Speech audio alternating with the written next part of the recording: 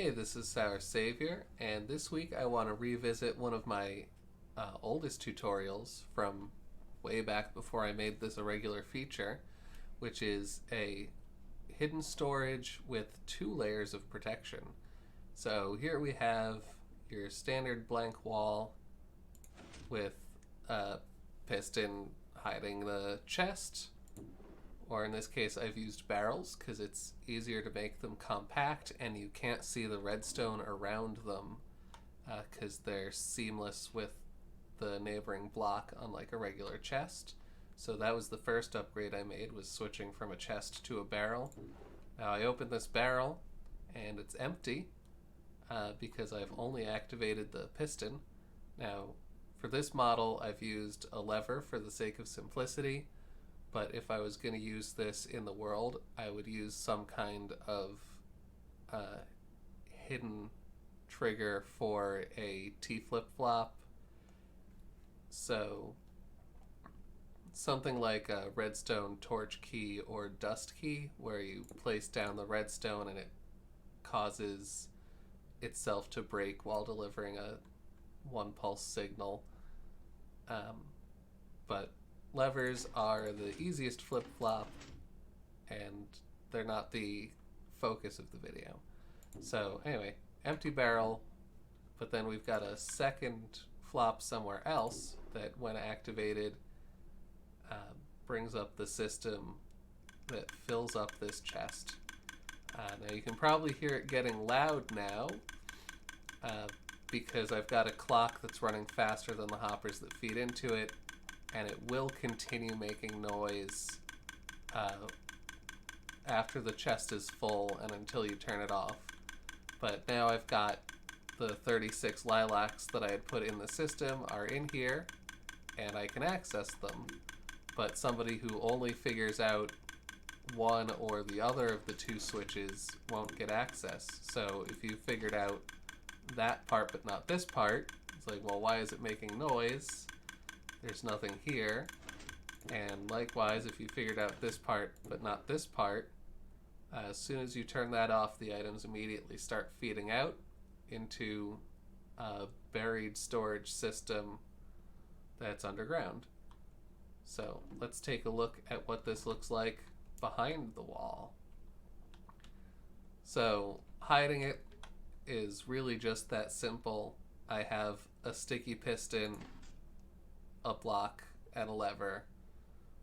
The lever powers this dust because this block that it's powering is adjacent to this dust. Again, the dust takes up the whole block, even if it only looks like it takes up that tiny piece. And because this dust doesn't have any direction, it powers this piston. If I put... oh, no, okay. So, anyway, that's just how simple that is. Now, as far as the barrel, here's the barrel that is our access point for the storage system. There's an item hopper pulling out of it.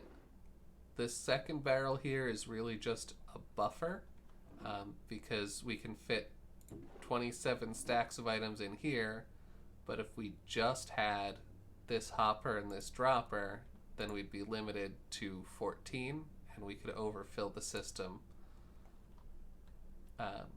So this hopper here gets turned off when we activate this system, as you can see, and that blocks the items from flowing into it. Then it delivers the items into the barrel, which, as I said, is the storage buffer. They get pulled out of that storage buffer and placed into a vertically facing dropper. Right? And then this middle dropper, also vertically facing, top one also vertically facing. You just place them down, hold shift to place a block onto a block that's a container without opening it.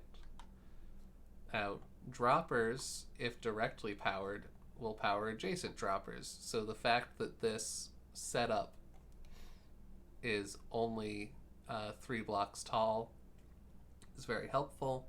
The fourth block being this hopper that you point sideways into the barrel, so that the items that are coming up through this dropper stack are getting pushed into this hopper, which will refill this barrel, and the barrel won't empty because this item hopper has been turned off. Now, for clocks, I wanted something with very few blocks involved and not a lot of complicated wiring, so I just have an observer facing an observer, but pushed in and out of position by a sticky piston. Yep, that's a sticky piston right here. And when we turn on the system, you'll see the sticky piston extends. Now the observers are facing each other and they blink constantly. And the reason it starts out quiet is because while all three of these droppers are pushing items, they're not going to make any noise.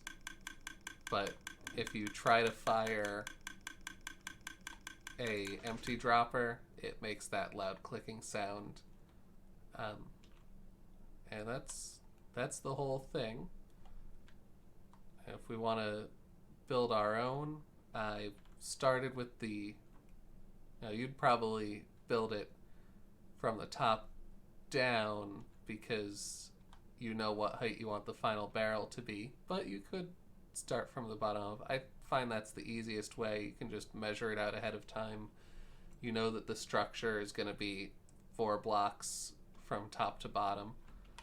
So you'd start with the dropper stack, 1, 2, 3, and then we'd go and get our hopper to feed into that. I'm just gonna grab the barrel here with the middle click button. So we've got the barrel that's the item buffer. We've got our hopper that feeds into it. Get the barrel that's the access point, and then finally plug a hopper into the back. And now we've got almost everything done, and all that's left is to install the wiring. So a repeater pushing into this hopper, and then whoops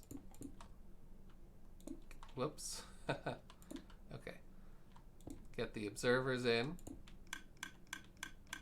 and then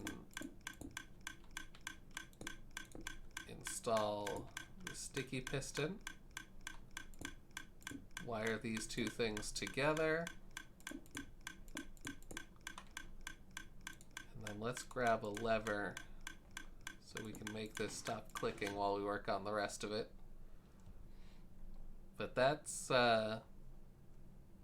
all you need for the self-emptying part, and as I said earlier, the part that hides it, it's really anything you want to do with sticky pistons. But the way I did it was to place the blocks together like this, and that brings it up and hides it. And the rest of this was all just placing down cosmetic blocks to conceal everything. So there you have the 2-factor hidden storage, and thank you for watching.